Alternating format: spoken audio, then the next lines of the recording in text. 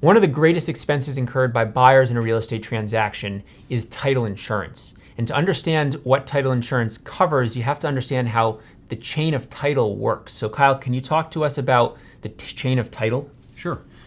So when helping a buyer purchase property and ultimately helping their lender originate that loan to the buyer, we have to look at the chain of title. And what that basically means is that we start with today's date and the current owner, and we look backwards in time from current owner to prior owner to previous owner, etc. And we're looking for a minimum of usually 50 years as established by Massachusetts, for example.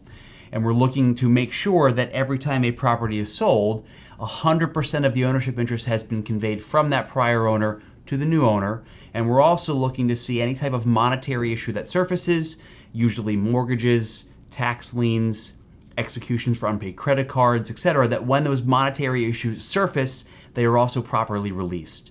And if there is an issue, we tell the seller about it, they have to rectify it, and then ultimately, once it's perfected, a buyer will purchase the property.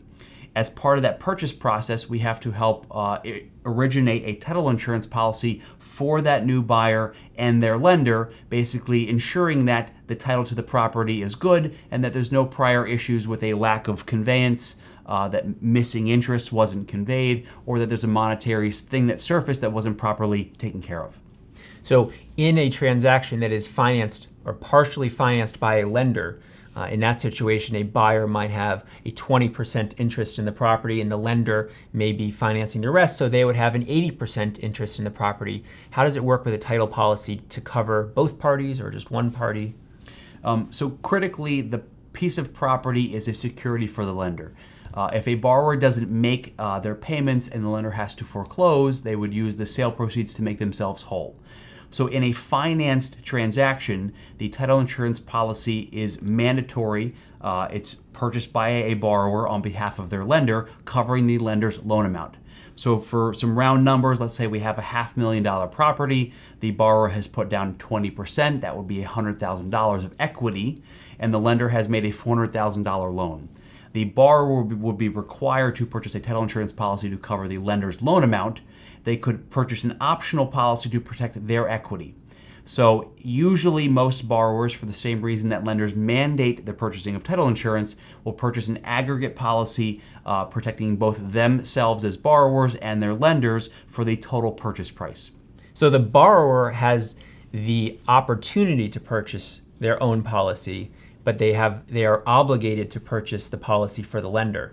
Yes, and so that the reason being is if there is a title issue that surfaces that occurred before the buyer became an owner and their title insurance policy does not take exception to it, that title insurance policy is now on the hook monetarily to both attempt to try to defeat that claim, or if that claim is actually valid, hopefully pay to make that party go away. An absolutely worst case scenario, if that property should not have been sold to the buyer at all and that buyer is not the rightful owner, then the borrower is going to stop making mortgage payments on a property they don't own, and now the lender doesn't have a property to foreclose against, to force a sale, to make themselves whole. At which case, that title insurance company would now pay the lender for their loss with what is owed on principal, and also then be liable to the buyer for whatever they have in current equity. So we kicked off this topic talking about how it's one of the greatest expenses that a buyer will incur in the transaction cost to purchase property. What does it actually cost to purchase a title insurance policy? So title insurance, as I understand, is a set state dollar amount. It is tied to the value of the purchase price.